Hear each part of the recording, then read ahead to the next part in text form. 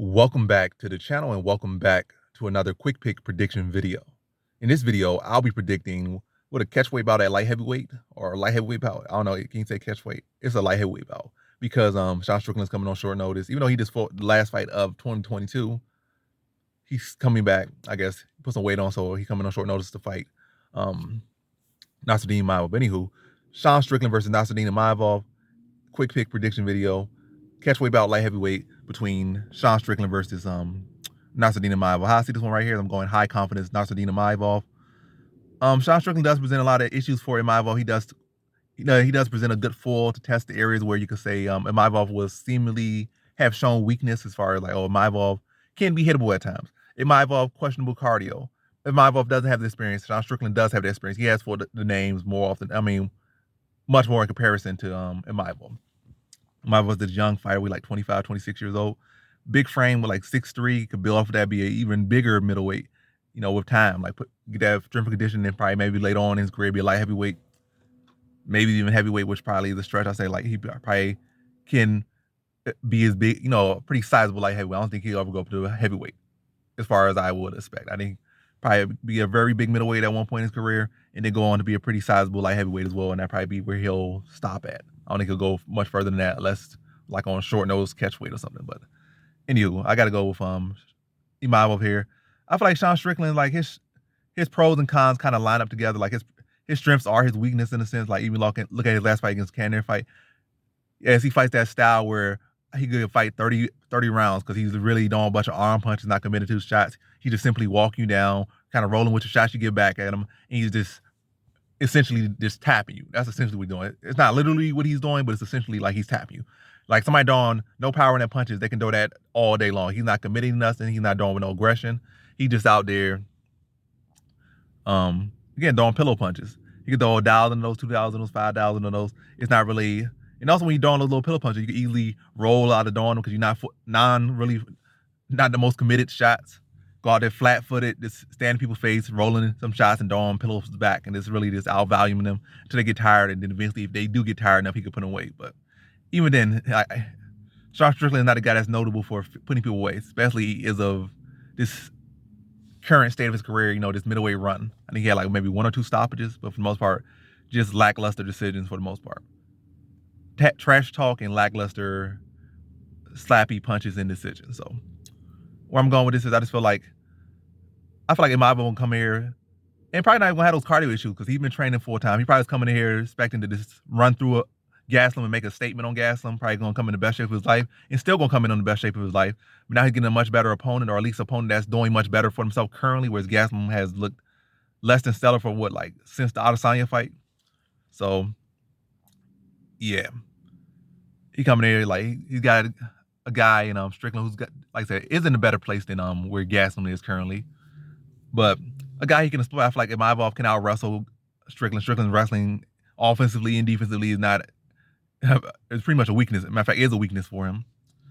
But it's more so, can Strickland take him deep and take him to the deep rounds and drown him? That's kind of what it's going to be. Or can Strickland outvalue him and use that experience to beat him? But I don't think it'll be the case.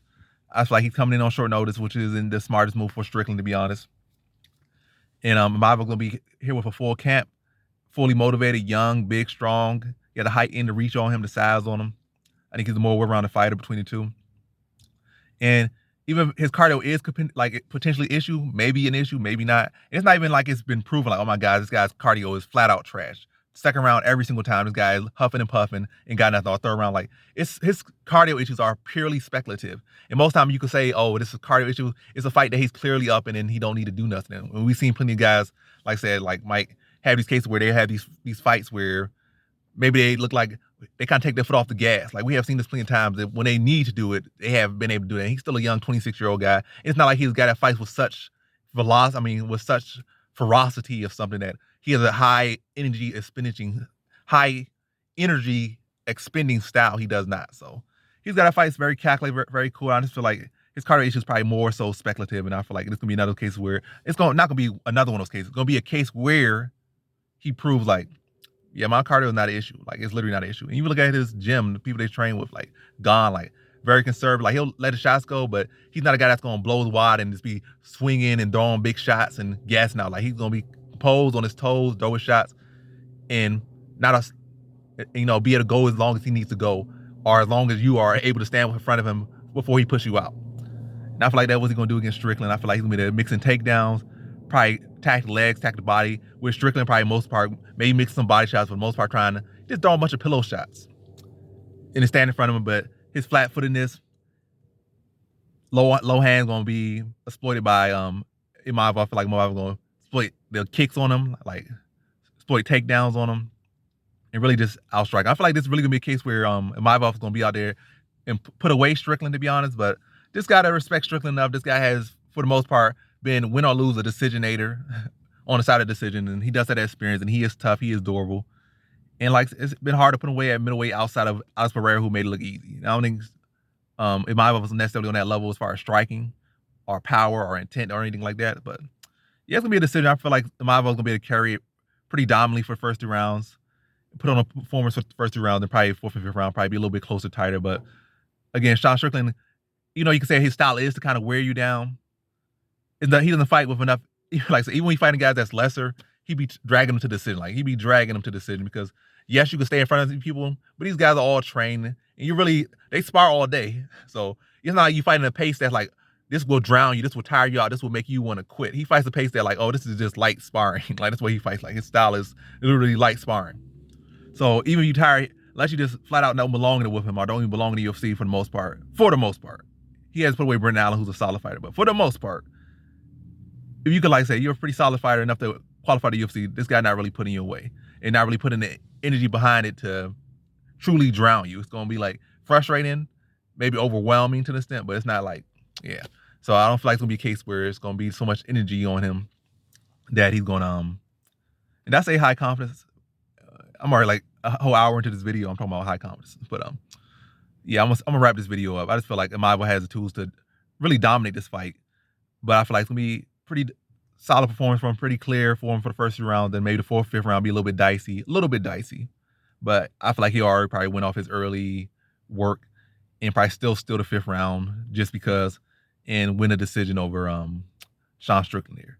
And that's just a respect to Sean Strickland. If there's any good money on the stoppage, I will definitely look into that as far as from the betting side, but from prediction wise and just respectful side, I'm gonna say decision for Imavov. A clear decision, but Strickland going to be game and probably take a round or 2. But Imavov, for the most part, going to be the one writing the narrative for this fight. So in this one, I have high confidence in Imavov to win. And my overall prediction, well, my full prediction is Nassourdine Imavov via decision. So again, in this one, I have Nassourdine Imavov via decision.